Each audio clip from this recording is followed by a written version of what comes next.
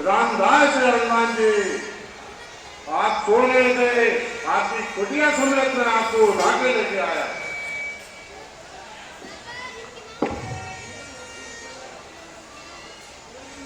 व्यक्ति हनुमान जी के साथ जहाँ प्रभु श्री राम जी 6 साल तक लक्ष्मण मूर्छित अवस्था में पड़े हुए हैं, सुबेर पर्वत पर भगवान श्री राम के नेत्रों में आंसू भरे हुए हैं। पवित्र हनुमान जी आकर चरणों में प्रणाम करते व्यक्ति को राम पधार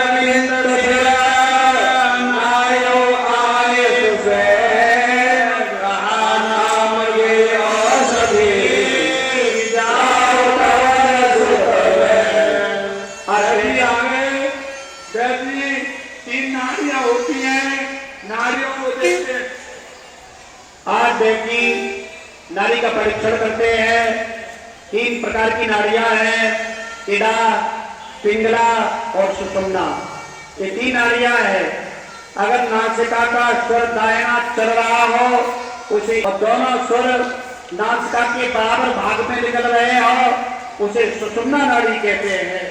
ऐसे 3 नाड़ियों का परीक्षण करते हैं, लेकिन एक भी नाड़ी से निदा न पिंगला न सुषुम्ना से कोई भी स्वर नहीं दिखाई पड़ रहा है।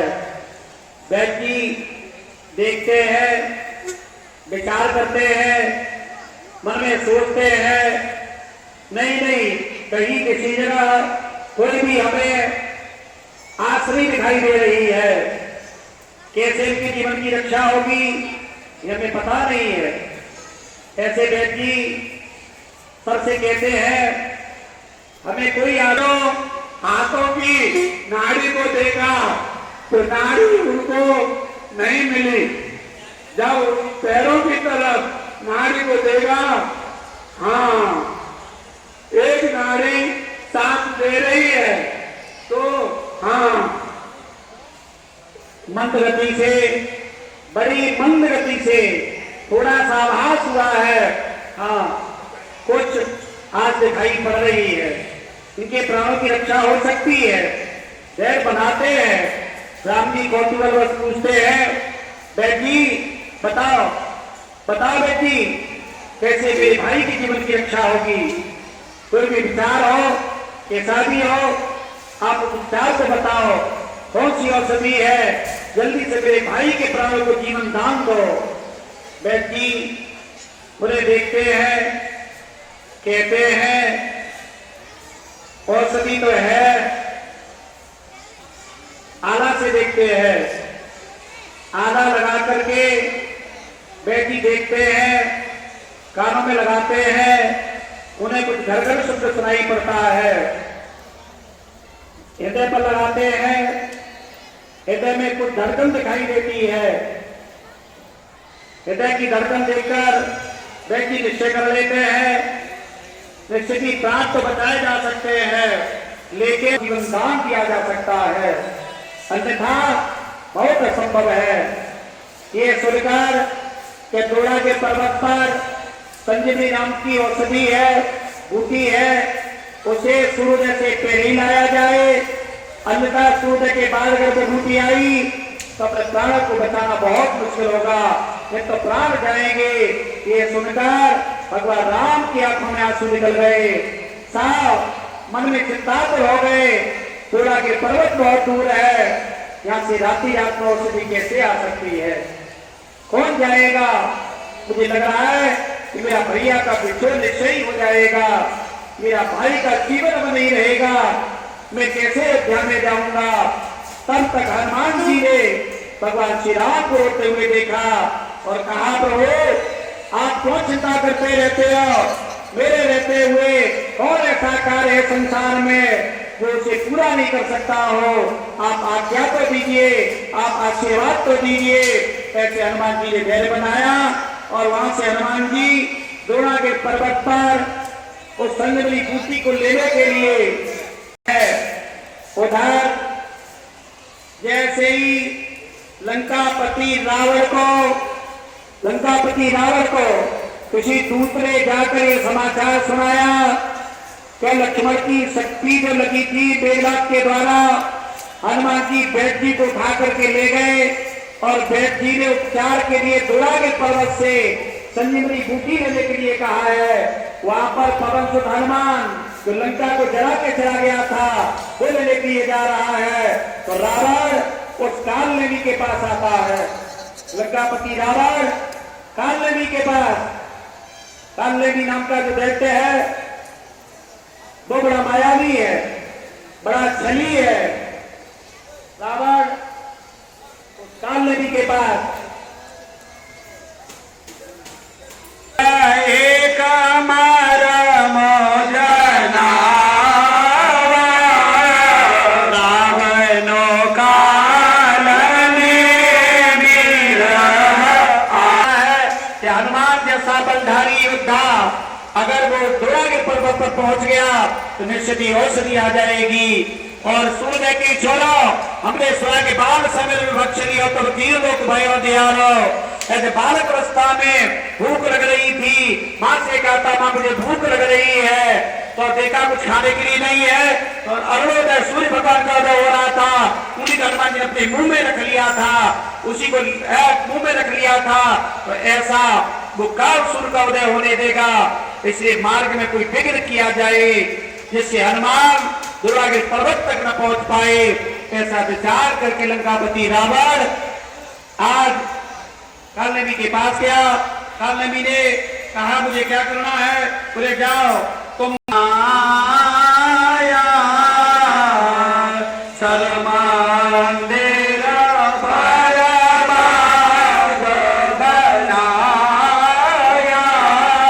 उस मायावी कालनेमी ने एक सुंदर बाग बनाया, एक आश्रम बनाया, तालाब मंदिर बनाया। हनुमान जी ने सुंदर आश्रम को देखा जहाँ श्री राम नाम की बलि सुनाई पड़ रही थी। श्री राम जय राम जय जय राम, श्री राम जय राम जय जय राम, श्री राम जय राम जय जय राम। हनुमान जी ने देखा कोई सुंदर आश्रम है, राम नाम का को मुनि जाप कर रहे हैं, मुझे प्यास भी लग रही है, चलो थोड़ी थकावट दूर कर लो, पानी पी लो।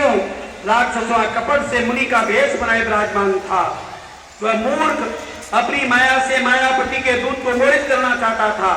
मातृ ने उसके पास जाकर मस्तक नमाया हनुमान जी ने और श्री राम जी के गुणों की कथा कहने लगे। वह बोला रावण और राम का महान युद्ध हो रहा है, मैं यहीं से प्रकाशदर्शी हूँ, मैं सब ये देख रहा हूँ अपनी ज्ञान दृष्टि से। राम जी जीतेंगे। इसमें हनुमान जी वो तालाब में आए। तालाब में हनुमान जी ने जैसे स्नान करने के लिए अपना पैर रखा, डुबकी लगाई, एक मकड़ी जो मगरमच्छ की पत्नी है मकड़ी, उस हनुमान जी के पैर को पकड़ लिया।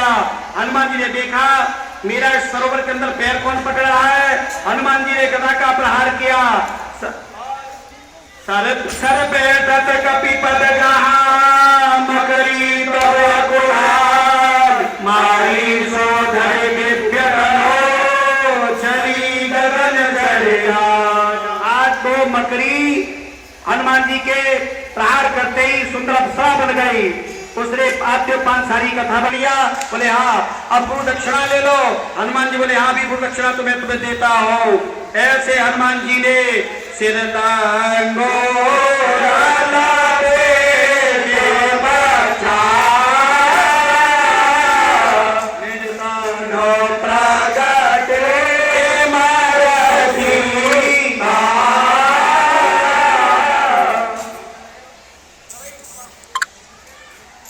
पवन पुत्र हनुमान जी ने उसको पूंछ में लपेट कर और पृथ्वी पर मार डाला और वो मकड़ी स्वर्ग को चली गई।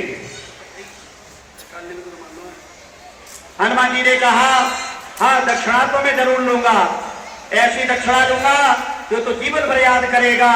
ऐसे हनुमान जी के वचनों को सुनकर वो कालनेमी हृदय में कुछ भयभीत हुआ, उसको भय लगा। उसने सोचा कहीं ऐसा तो नहीं है इसको पूरा रहस्य भेद मेरा मालूम पड़ गया हो। ऐसा कालनेमी राम नाम का जाप करने लगा। श्री राम जय राम जय जय राम, श्री राम जय राम जय जय राम, श्री राम जय राम। श्री लांगो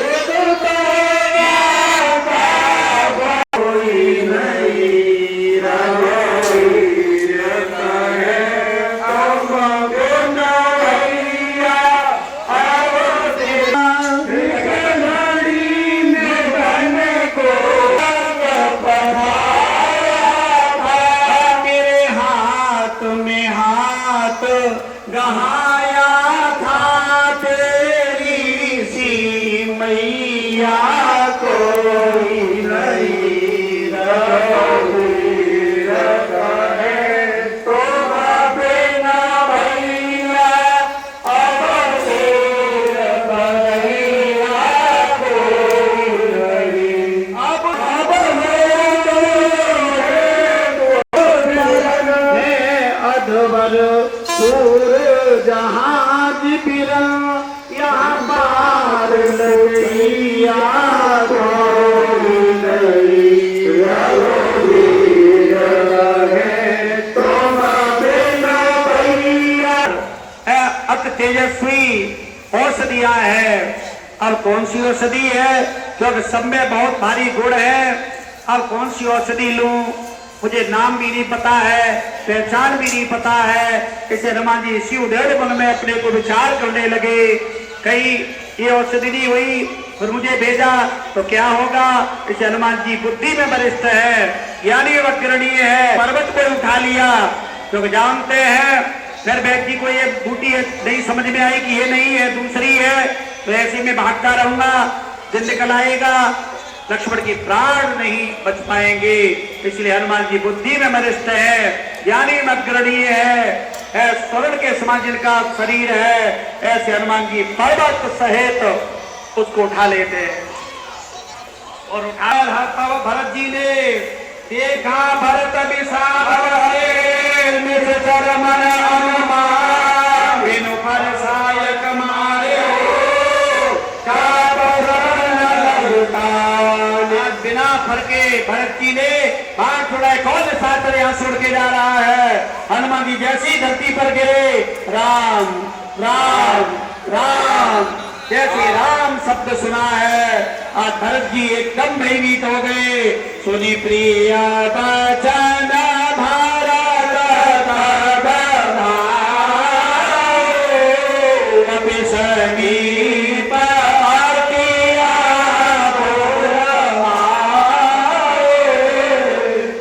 आज मेरे से किसी राम भक्त का अपराध हो गया। श्री राम भक्त के बाण लग गया। दौड़ करके हनुमान जी के पास भरत जी आए और बड़ी उतावली से हनुमान जी के पास गए। हनुमान जी को व्याकुल देखा, उन्होंने हृदय से लगाया और तरह से जगाया, पर वे बाण लगते मूर्छित हो गए थे, जागते नहीं थे।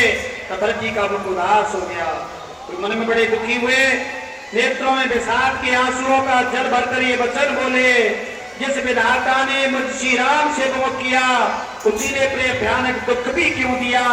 यदि मैंने मन वचन और कर्म शरीर से श्री राम जी के चरण कमलों में मेरा निष्कंटक प्रेम हो, निष्कपट प्रेम हो, और यदि से रघुनाथ जी मुझ पर प्रसन्न हो तो ये बानर की जो मूर्छा है वो दूर हो जाए। और उन्होंने उस हनुमान जी की मूर्छा को जगाया। तीन कपीर लाए पुलकित तन लोचन जला प्रीति हृदय समाए राम रघुकुल आद्य कांत। हनुमान जी ने सारी कथा बताई है। लंका में बहुत बड़ा युद्ध हो रहा है श्रीलंकापति रावण से। इस युद्ध में बहुत सारे राक्षस धरती पर सो गए हैं। उस मायावी मेघनाथ रावण के पुत्र ने लक्ष्मण को शक्ति बाण छोड़ा है। वो मूर्छित अवस्था में पड़े हुए तड़प रहे हैं, भगवान राम के वियोग में रो रहे हैं। सुसैन ने मुझे औषधि लेने के लिए भेजा था, मैं औषधि लेकर के लक्ष्मण के प्राणों को सजीव करने के लिए जा रहा हूँ। ऐसा सुनते ही भरत जी की आंखों में आंसू भर गए। आहा, आज मेरा जीवन बेकार है, मैं प्रभु श्री राम के किसी कार्य में नहीं आ पाया, मैं अभागा यहाँ पड़ा हुआ हूँ।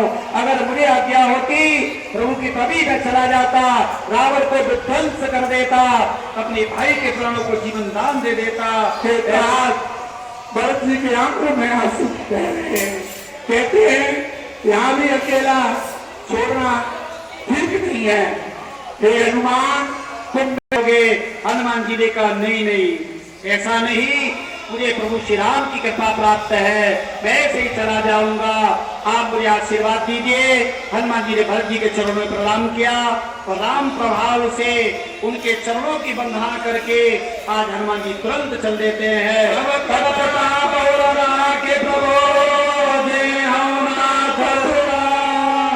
आज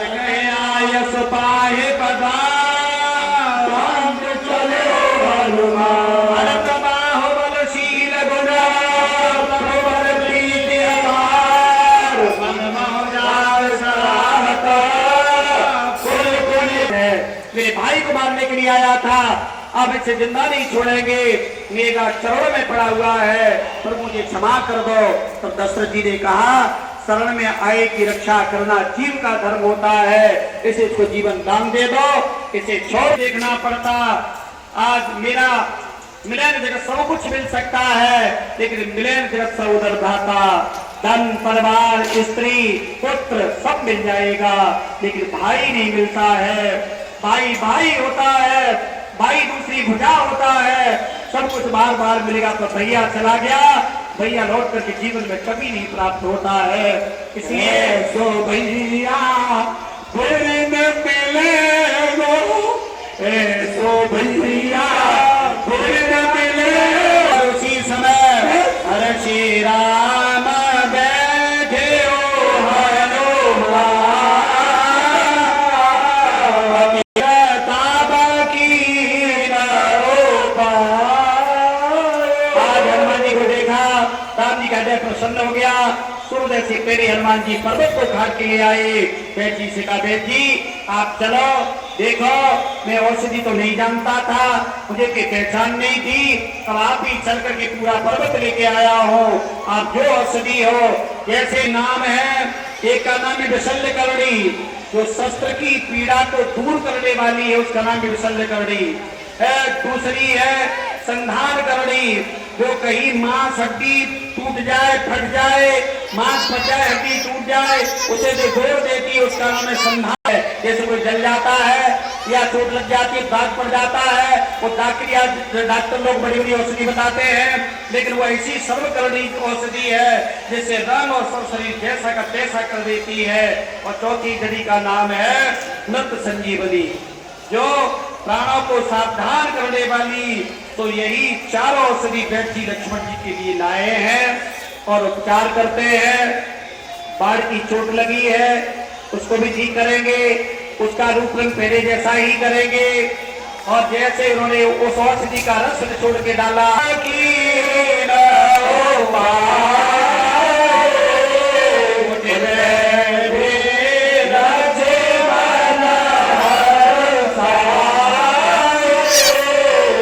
लक्ष्मण जी राम राम कहकर उठकर खड़े हो गए। भैया राम के गले लगा लिया। आज हनुमान जी को देखकर आंखों में आंसू गिर गए। धन्य हनुमान, तेरे उपकार का ऋण तो मैं आज 7 जन्म धारण करूंगा, फिर भी तेरे ऋण से कभी मुक्त नहीं हो सकता हो। श्री राम ने लक्ष्मण जी को हृदय से लगाया, दोनों भाई मिले। उदार हनुमान जी से कहा कि जाओ, बैठ जी को जैसे लाए हो वैसे ही सम्मान बैठ जी को लंका में पहुंचा के आओ।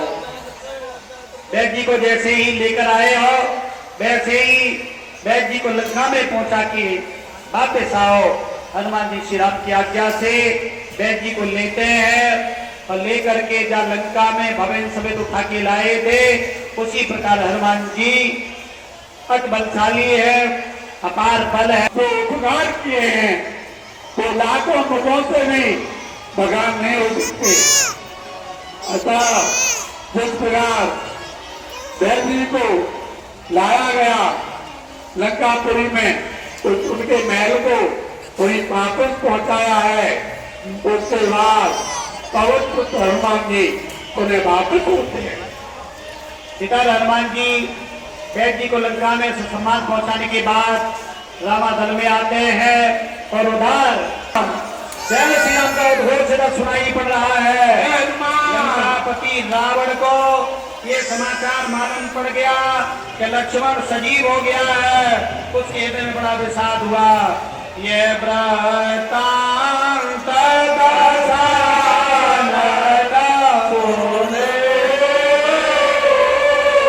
अति विषाद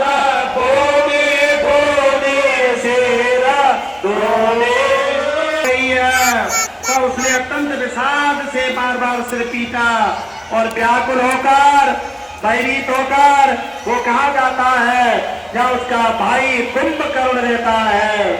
उनका पति रावण अपने दलबल के साथ गाजे बाजे के साथ पड़ गए, ये क्या मांगेगा? अगर ऐसा खेला चाहते हो तो मैं 6 महीने सोऊं वो एक दिन केवल जागो। ब्रह्मा जी ने कहा तथास्तु। जानते थे ब्रह्मा जी बहुत खाने वाला है, एक दिन में तो ये धरती पर किसी जीव को नहीं छोड़ेगा, और 6 महीने अगर ये जग गया तो फिर किसको छोड़ेगा? इसलिए ब्रह्मा जी ने तुरंत कह दिया जा तथास्तु, वरदान दे दिया, उसकी इच्छा पूर्ण की। और विभीषण से पूछा तुम क्या चाहते हो? तो विभीषण को तो कोई चाह नहीं, न अमर होने की चाह है, न उसे सोने जगने की चाह है, उसको एक ही इच्छा है जन्म जन्म राम पद यह वरदान आन। मुझे तो कुछ राम के चरणों में प्रीति रहे, भक्ति उत्तरोत्तर में हृदय में बढ़ती रहे। ये तीनों ने वरदान मांगा। करने लगा भैया कुंभकर्ण व्याकुल को मातर न पाई विविधि जतन करता जगा। कुंभकर्ण, कुंभ माने घड़ा, अब कर्ण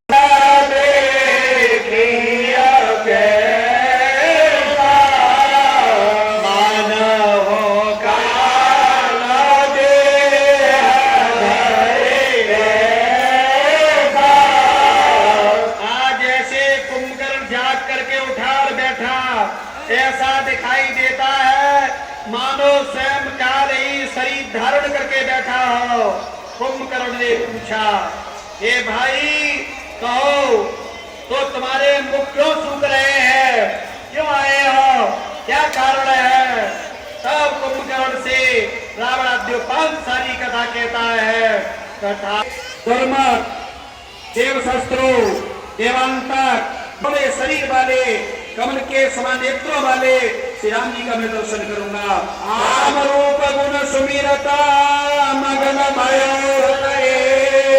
रावण मागे कोट घटा मधु अरु महेश अनिल। एक क्षण के लिए कुंभकर्ण ने अपनी आंखें बंद की, उस अलौकिक श्री राम रूप को हृदय में धारण किया।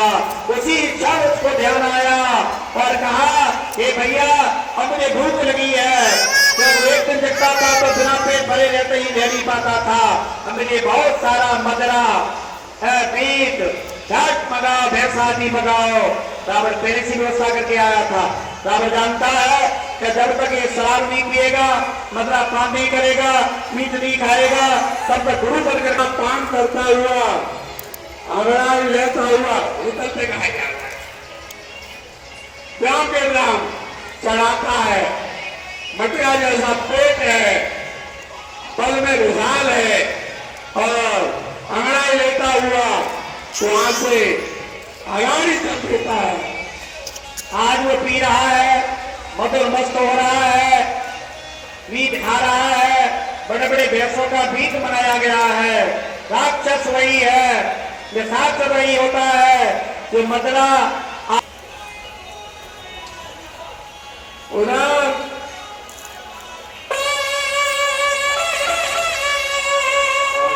कुंभकर्ण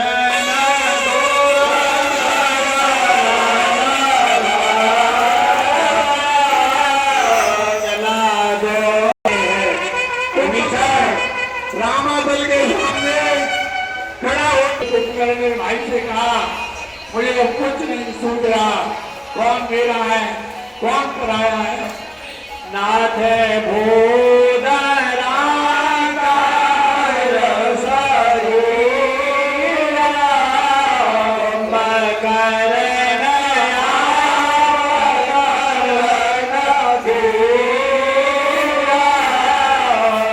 जिसका शरीर पर्वत के समान है, ऐसा कुंभकर्ण विशाल देह वाला रणधीर कुंभकर्ण ये आगे युद्ध के लिए लड़ सकता है। उसे ललकारा। उसी समय अंगद सुग्रीव सभी बानर समुदाय जय श्री राम जय श्री राम जय श्री राम की क्या क्या पाकर कुंभकर्ण से भूमि में जाते हैं। कुंभकर्ण विशाल का शरीर है जिसका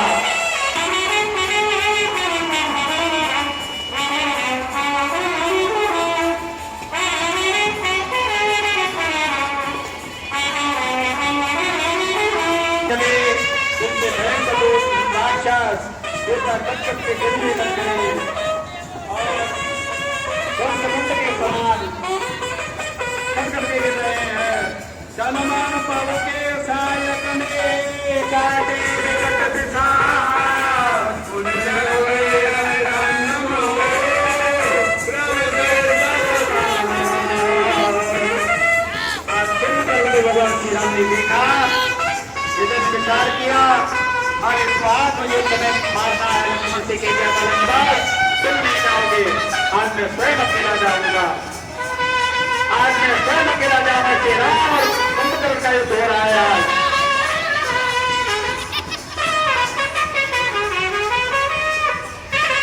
ऐसे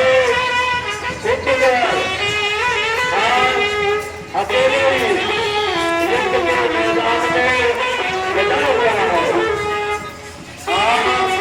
उसने पूरी राक्षसी सेना अपने साथ नहीं ली है, क्योंकि वह स्वयं जान चुका है काल के ऋषि में मेरा काल अवश्य है, क्योंकि रावण को सत्यमेव को बतलाया था। काफी सेना सभी को प्राप्त हो गई है और रक्षा में छोटी सी ही सेना बाकी हो गई है। ऐसे कुंभकर्ण में बाणों की वर्षा हो रही है और मानो सब वाले चाल बंद हो रहे हैं। ऐसे बात दौड़े जैसे महा नक्षत्र में बरसात होती है, इसी तरीके आज चल रहे हैं।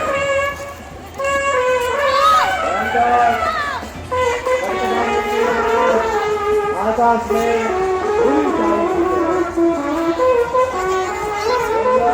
कट रहे हैं,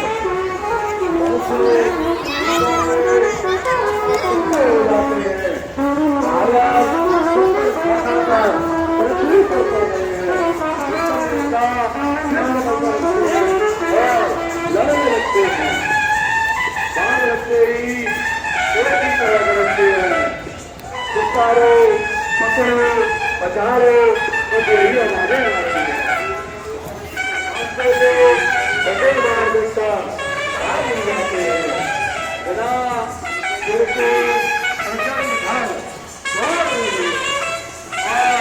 पकड़ो पकड़ो मारो मारो का सख्त करते हैं। चिल्ला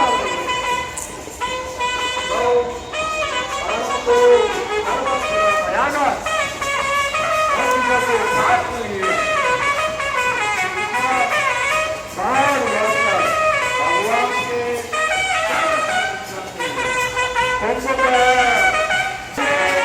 उनको अपने आपको संभाल दी मिल रहा है। एक तरफ राम जी की सेना युद्ध कर रही है, दूसरी तरफ रावण की सेना युद्ध कर रही है। इसी बीच में हमारे लिए भाई की जाति के जल्दी आपकी हमारा करने आए हैं।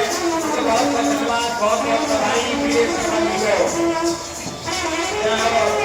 जय वीर प्रधानी